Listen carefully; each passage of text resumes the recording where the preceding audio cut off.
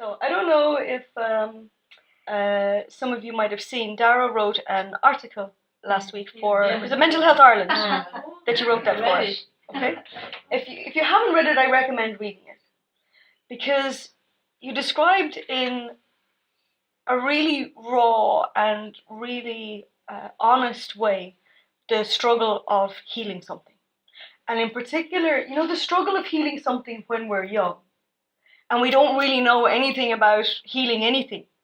And the best we can do is just try and survive something. Yeah? And you described that so well. Of, where our mind goes. Our mind goes to, well, if I do this, maybe that'll make it okay. And then that doesn't work. And okay, well, if I try this, maybe this will make it okay. Or maybe this will make it okay. And we all do this when we're younger because we don't know any other better way. And usually we look to change something externally of us to change what we're internally feeling. So my typical pattern is to go somewhere different. I will actually take myself and go somewhere.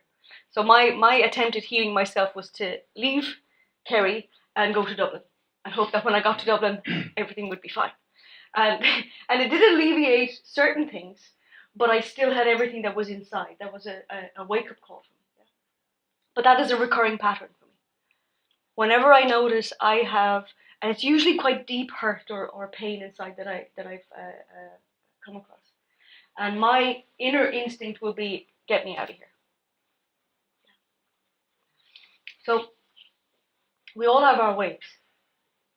And anxiety is a really good indicator that we have something inside that we're not looking at or that we don't know what to do with. So at its most pure level, that anxiety response is a response of danger. It's, I'm not okay, you need to do something. Quickly, yeah? Get me out of this, or sort this out, save me, whatever it is. So it demands a very big response within the body. Yeah, it's our emergency system. And if we don't know what to do, or if we're powerless, let's say, to leave a situation, because we might be 12, it's not so easy to leave home if we're 12, or we might be 17, or whatever it is. And we're powerless to really do anything about what's going on around us or what's causing us this, whether it's at home or it's at school or it's wherever. Then we go into a kind of it's like being in a state of shock or emergency mode for a prolonged amount of time. And if we carry that for a certain amount of time, it starts to feel like our normal. So our normal will just feel really anxious. We might even start to say to people, oh, I'm a really anxious person. I get really anxious in certain things. And really it's just that our baseline has shifted from calm, steady, to on alert. All the alarms going off. So until we find a space that we can give ourselves, where our body can relax enough for the alarm to go off, then that state of anxiety will just continue and continue and continue. And it can set us on a path of all sorts of things. Living in a high stress way can feel just normal. Being busy, being active, all of that kind of, being restless, those kind of symptoms. We don't necessarily associate that with anxiety, but it's all part of the same picture energetically that just keeps us busy and doing things because it's a really heightened energy. So if we notice any level of anxiety within us, and you might start to notice it as I'm speaking it, because if it's there, I'm speaking anxiety in you is going to get switched on. So let yourself just become aware of it and what that anxiety is about. When we find a way of giving a feeling space inside, we can actually start to let ourselves get to know that. But anxiety is difficult because we're still in emergency response mode, which is, oh my God, I'm so not going to allow this feeling right now. I need to do something. Yeah. So it's very hard to go against that. So breathing really, really helps. We have a prolonged anxiety state. Breathing into your solar plexus really helps just to bring just a little bit of space within the body. So you can start to get to know, okay, what's going on here? what has set off this anxiety response in me? And how long has it been there? Because sometimes when we go into it, we can realize, oh my God, this has been here years. You nearly feel like, oh, I think this is how I've always felt. We can feel that way about it. It's so part of the fabric of our feeling world. And when we stop long enough that we start to get to know it, and we allow it that space where it's able to move and hopefully even reset that emergency response system, then we can start to find what's underneath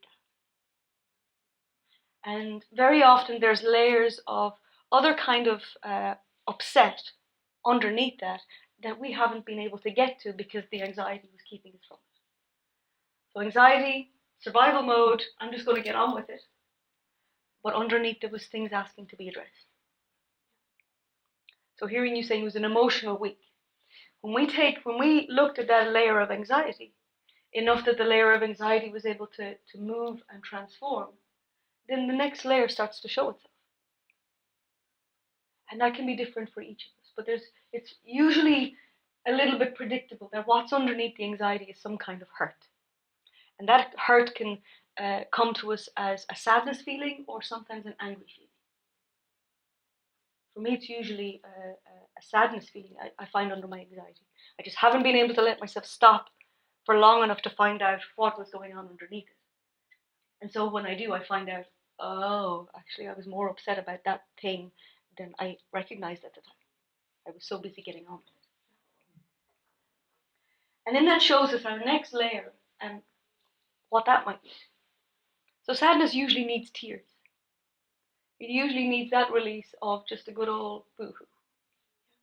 So don't feel bad for allowing yourself that when you encounter something in you that hasn't had healing. Or if you encounter anger.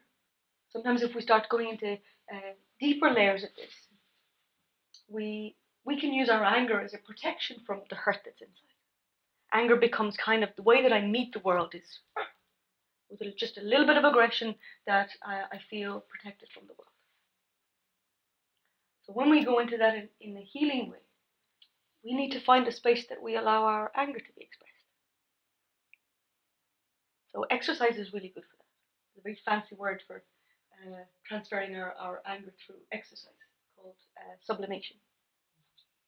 It's a good way of just burning off that energy. And sometimes we'll naturally feel that. I just need to go for a run, or I need to go for a walk, or I need to do something energetic. And that can take the edge off the feeling. That can burn it off somewhat. But if we really want to get to the core of what needs to be expressed, then we have to really give it that space. And it might be, I need to let myself shout. But not like, I'm so angry. This is like from your toenails kind of screaming. Yeah. Or it might be that I need to let myself hit something. So you get your cushions from your couch or your bed and you go mad at them. Yeah, punch, kick. Exactly like you would see a 2-year-old do. You know how when we're 2, we don't be like, oh, can I allow myself to get angry right now? No, you're on the floor and it's already pouring out of you. Yeah? We don't have a filter or a sensor for it. That comes later if we get given out to for that. We're like, oh, my anger isn't allowed. Or if we find out that somebody else's anger is bigger than ours and or our parents aren't able to handle our anger, then we have to find a place to hide that. So we'll bury it somewhere.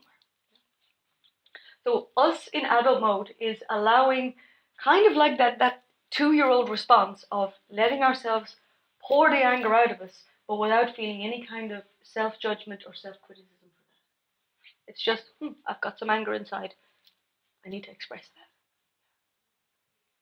that. As we go through the layers, some of these might kind of alternate. So you might get to a layer of anger and express that, and then there might be more tears underneath that.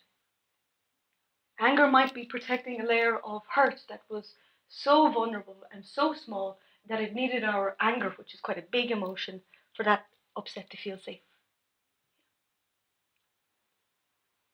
And when we get through all the layers, our deepest layer is joy. So when we feel that, when you have a good cry and you just feel like, afterwards, that sort of calm feeling that feeling of relief or that feeling of release, that's in the layer of joy. That's how we can recognize, yeah, I've completed that wave of emotion, whatever it was. So all of our healing cycles and healing waves will work in this way.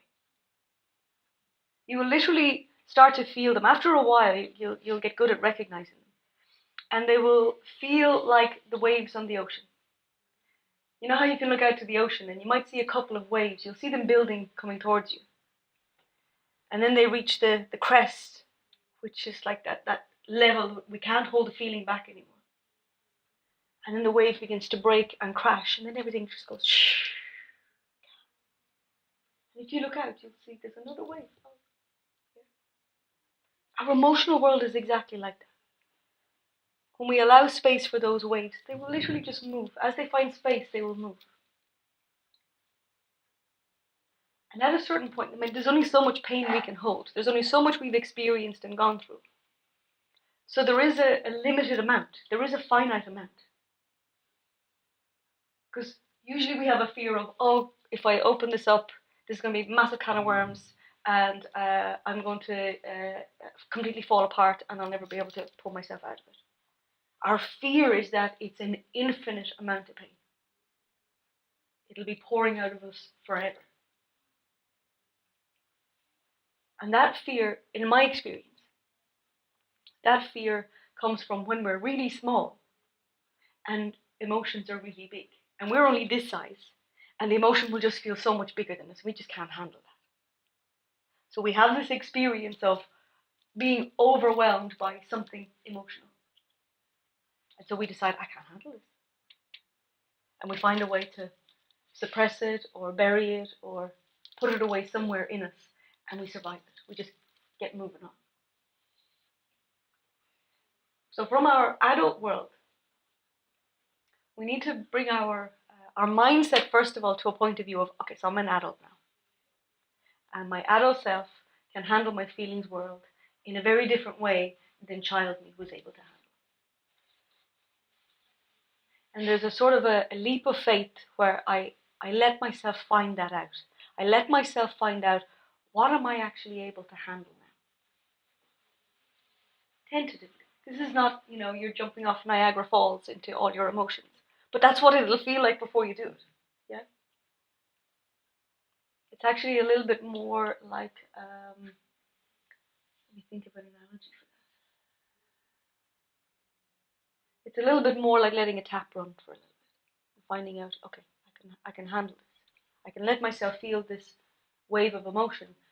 And we'll find that it passes within a few minutes.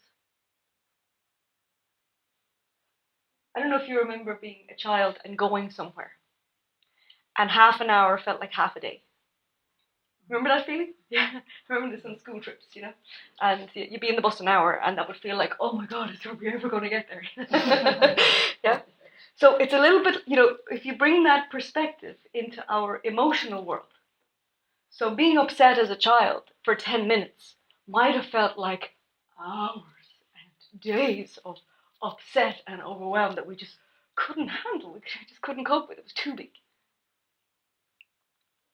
So it's allowing our adult self to experience our emotional world, but in that very new way. It's in finding out, okay, what exactly can I handle now? And for sure, we might still find limits of that, of like, okay, that's enough upset, or that's enough crying, or that's enough anger, or whatever. And that's fine. Because as our adult self, we can ground it and take a break, take a breather. How's this all sound to everybody? Anybody any question on that?